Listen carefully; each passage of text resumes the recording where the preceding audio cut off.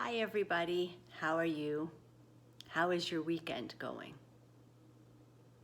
I've had a busy weekend, but it's been quite good.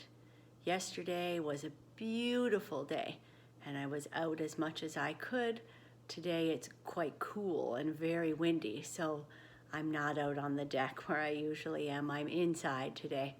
I thought it might be too windy and too noisy to do the video there, so I thought I'd do it inside. I hope you had a great week last week and that your weekend is going well. Just wanted to check in. I've ran out of new books, so I need to make another trip to the library. But I have an old book, which I really, really like, that I wanted to share with you because I can't remember if I have or not.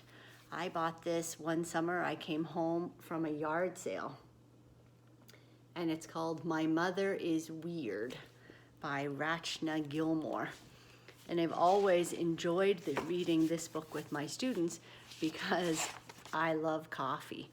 And my students usually, by the time I share this book, know that I love coffee a lot. And I tell them that I sort of look like the character in this book if I don't have my coffee in the morning. So it starts off that my mother is so weird. Some mornings when she wakes up, she has horns on her head and long pointy teeth and claws, and she speaks in a voice like a jackhammer.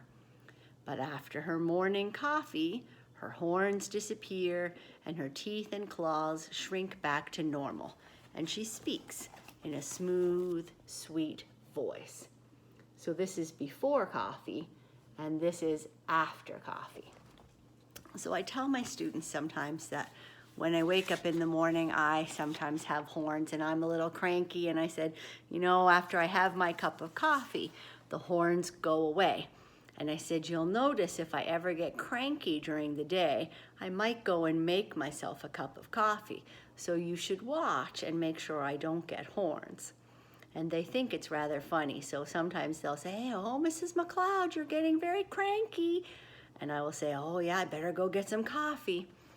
But in the story, all these bad things happen. So one day, the toilet's plugged, the lid fell off the toy box, and we ran out of coffee.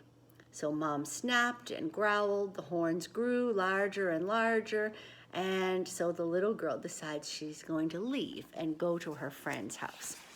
So she goes to her friend Maria's house, and her mom says, okay, as she's trying to fix the toilet because she has that grunty voice now. So when she gets to Maria's house, she tells us about how Maria's mother is always super sweet and talks with a voice like honey. So when she arrives, her friend's like, shh, we have to be quiet. And the little girl's going, what's going on? We never have to be quiet here. We can do anything we want. And then she sees Maria's mother. And she says, like, what's going on with your mom? And she says, well, my baby brother's been awake half the night and we ran out of diapers, but it'll be okay if we just stay out of her way.